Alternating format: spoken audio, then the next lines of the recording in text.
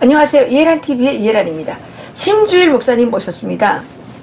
지금 대한민국 교회가 심각하게 종북화되어 가고 있고 좌파 목사들이 지금 판을 치고 있는 이런 상황입니다. 그래서 제가 우리 심주일 목사님을 모시고 교회 왜 이런가 한번 알아보도록 하겠습니다. 최근에요. 이게 최근이 아니고 작년이었네요. 성서한국을 고발한 성서한국을 향한 고발장. 성서한국은 강도의 이웃인가? 아니면 강도 만난 자의 이웃인가? 이런 제하에 글이 실렸습니다. 장로회 신학대학교 학생이 쓴 글인데요. 성서한국이 교회 내에서 주체 사상을 신봉하면서 교회를 박살내고 무너뜨리고 하나님을 회방하는 것이 목적인 종북 좌파이다 라는 논란에 대해서 2016년 4월 15일 수원지방법원 3형사부에서 2심 판결이 났는데, 피해자의 지위와 적극적 활동 내용을 고려하면 피고인이 위와 같은 표현을 사용한 것은 합리적 근거가 있을 뿐만 아니라 또 2018년 3월 23일 장신대 학부 사경회 주 강사인 김용식 목사, 이 사람이 뭐 하냐면 평통연대 운영위원이에요. 그리고 이 평통연대는 구 평통기원입니다. 평화와 통일을 위한 기독인 연대. 여기에서 왜 총신대학교 이 김모 씨라고 하는 간첩 나왔잖아요. 목사가 간첩돼서 지금 아직 감옥에 가 있을 거예요. 그래서 이 사람들이 평통기원을 평통연대로 이름을 바꿨어요. 그래서 이 평통연대 운영위원을 하고 있는 이 김 목사가 아주 이상한 발언을 한 거예요. 적화통일을 옹호하는 발언을 했는데, 사경회라는 게 뭡니까? 사경회라는 것은 이제 말하자면 집회나 같은 건데, 네. 신학대학 들어서는 개학할 때마다 하는 거예요. 네. 개학할 때마다 이제 봄, 가을 이렇게 하는데 2박 3일, 3박 4일 이렇게 이제 수련회 가서 전 학생들 모여놓고 강사들 이제 불러가지고 이제 말씀을 듣고 은혜 받고 기도하고 네. 이런 것이 사경회죠, 사경회. 이게 지금 소리가 들어가나요? 모르겠어요, 나는 지금. 그런데 이 사경회에서 무슨 얘기를 했냐면, 질의응답 시간에 만약에 북한이 대한민국을 점령하려고 한다면 그때에도 용서해야 됩니까? 그리고 점령당해줘야 됩니까? 이렇게 이제 질문을 했어요. 그러니까 이 김용식 목사가 뭐라고 얘기를 했냐면, 저는 개인적으로 만약에 김정은이 폭력적으로 이렇게 지배하고 한다고 하더라도 저는 비폭력적으로 가는 게 맞다고 생각해요. 그냥 당하는 거죠. 당하는 거죠. 그렇게 해서 죽으면 안 돼요? 이렇게 얘기를 했다고 합니다. 김용식 목사인가요, 이분이? 예. 낮은 예수마을 교회. 예, 김용식 이분이 목사라면 하나님의 말씀을 좀 더 깊이 이제 연구해야 된다고 저는 생각해요. 이 세상에 인간도 영적인 존재고 하나님은 영이십니다. 영적인 존재예요. 그런데 이 세상을 지배하는 것은 진리의 영인 하나님의 영이 운행하고, 또 하나님으로부터 타락돼서 이 땅에 떨어진 마귀의 영이 운행하고 있어요. 그러니까 인간들은 하나님의 영에 의해서 이제 통제받는 인간들은 하나님의 백성이고, 하나님의 영이 아닌 마귀의 영에 의해서 통제받는 사람들은 다 마귀의 영에 통제받는 거예요. 근데 마귀의 영이고요. 예, 그런데 이분이 이렇게 얘기를 했다는 것은 하나님의 영에 의해서 통제받느냐 아니면 마귀의 영에서 통제받느냐, 이 두 가지를 이제 분별하는 것은 하나님의 말씀대로 살아가느냐 하나님 말씀대로 살지 못하느냐, 이걸 놓고 분별할 수가 있는데, 이분은 지금 이렇게 말했다는 것은 그렇습니다. 영적인 존재이지만은 사람들은 북한을 말하면 사상을 말하는 거예요. 사상 총재에서 살아가지만 이것이 결과는 물리적으로 나타나게 돼 있습니다. 물리적으로 나타나게 되는데, 아니 악의 영이 물리적으로 우리를 침략한다는데 우리는 그러면 가만히 있어야 되나? 우리도 물리적으로 때려부셔야 되는 거예요. 이건 잘못된 거예요. 이제 이 목사가 뭐라 그랬냐면요. 아니 잠깐만요. 예수님도 그렇게 가르친 게 없어요. 글쎄요. 근데 이 목사가 어쨌든 목사지 않습니까?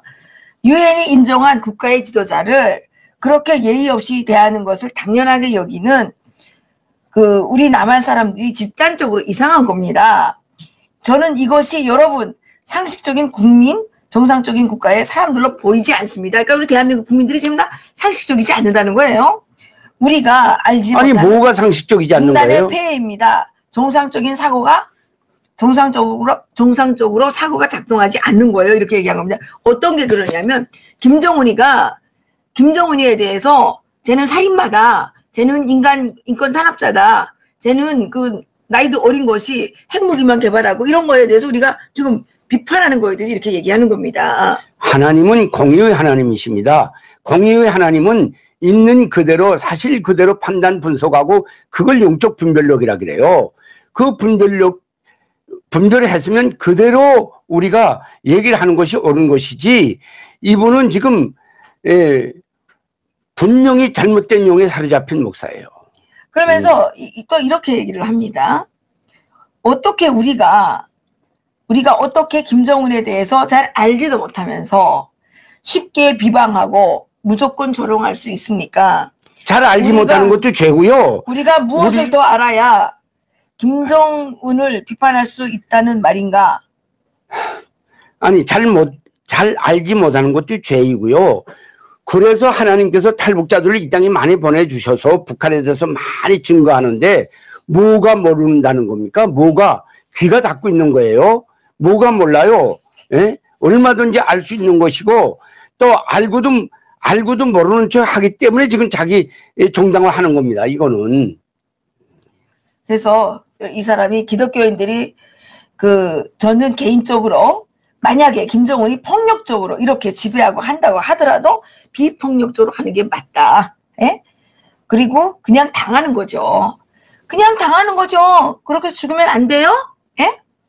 그리스도의 평화를 그렇게 실제로 살아가려면 그런 폭력 앞에서 비폭력적으로 끝까지, 그러면 예수님처럼 그냥 십자가의 죽음으로 그냥 죽으면 안 될까요? 그러면 김용식 목사가 북한에 가야죠. 네, 난 지금 얘기를 하고 싶은 게 그거예요. 바로 김용식 목사님 복음 들고 북한에 가세요. 가서 복음 전하다 거기서 순교하세요. 그리고 우리들한테 이런 말 하세요. 하나님께서는 복음을 전하는 데 있어서는 정말 어려운 일도 많지만은 순교도 할 수 있어요. 그러나 지혜를 동시에 주십니다. 이분이 말하는 건 지혜가 없는 어떤 무슨 순교 죽으면 어때요? 이런 분은 북한에 가서 순교하는 것이 옳다고 생각해요. 근데 이런 사람이 한 명이 아니라 여러 사람이 있다는 거죠. 예, 저도 알고 있습니다. 장신대가 왜 그렇게 변질된 거예요? 저도 장신대 96기 졸업생이지만은 장신대가 저렇게 잘못된 것은 장신대도 근거가 있겠지만 어쨌든 간에 하나님의 말씀을 경건히 굳건히 지키지 못하는 데 있는 거예요. 예? 마귀와 사탄은 그 틈새를 뚫고 들어간단 말이죠. 그렇기 때문에 내 먼저 번에도 언젠가 기회가 있어서 얘기를 한 생각이 나는데, 지금 우리 대한민국이 정치적 어떤 분위기, 평화와 번영 이런 데에 휩쓸려서 교회까지도 그걸로 간다니까. 교회는 그러면 안 돼요. 교회는 하나님의 정치를 받아야지 국가의 정치를 받으면 안 되는 거예요. 국가의 법은 지켜야 되지만 정치는 하나님의 정치를 받아야 되는 거예요. 예? 하나님께서는 그렇게 말씀한 적이 없습니다. 그래서 내가 먼저 번에 어느 한 이렇게 단체 나가서도 얘기를 했어요. 인도주의적으로 북한을 도와주는 것은 하나님 말씀에도 적중하지 않는가. 그래서 내가 그랬어요.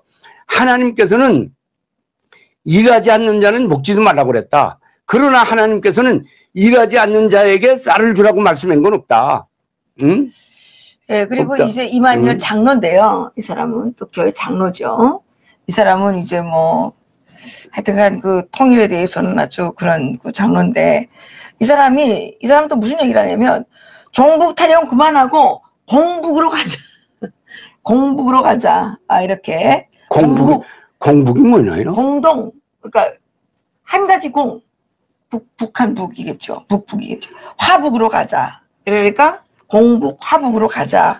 이런 얘기를 또 했다고 하는데 북한에 대해서 이 사람들은 끊임없이 북한의 인권 실태 이런 것들을 지금 다 외면하고 북한을 이렇게 이제 김정은 그 살인악당을 계속 비호해주고 있거든요. 이런 사람들이 어떻게 장로고 목사고 이렇게 할 수 있냐는 거죠. 근데 목사님들은 뭐 하고 계시는 거예요? 이런 사람들에 대해서 왜 강력하게 투쟁을 안 하시는 거예요? 왜 나보고 그래요? 나는 뭐 목사님이시니까. 저는 가만히 있질 않아요. 가만 안 있는데. 저는 기회가 있을 때마다 저는 주장을 합니다. 주장할 뿐만 아니라 단호해요. 그런 인간들이 움직이지 못하게 해야죠. 제 혼자 북한에서 내려와서 힘이 모자라는 건 사실인데, 저는 이럴 때마다 하나님께서 저를 지지해 주고 계시고 하나님의 그 진리는 무조건 이기게 돼 있으니까 이 사람들이 지금 이런 것 같아도 마지막엔 멸망하게 돼 있어요. 그래서 이만열 이 사람도 성수한국이에요. 공동대표를 하고 있고요. 또 국사편찬위원회 이분이 뭐 그러겠죠. 위원장까지 해서 그러니까 다 정치에 개입됩니다. 정치에. 우리나라 교과서를 아주 개판으로 만든 정말 그런 1인자거든요. 그리고 목사님 지금 향민교회에서 한국 대학생 진보연합이라는 애들이 거기에 다 기어들어가지고 김정은 국무위원장 연구 모임을 했어요. 그래서 김정은의 위대함, 김정은의 겸손함, 김정은의 세심함, 이따 것들을 가지고 이제 연구를 해가지고 발표를 하고 이렇게 한다고 하는데 제가 알고 있기는 전 목사가 아니기 때문에 잘 모르지만 10계명 1조항이 나 외에는 다른 신을 섬기지 말라.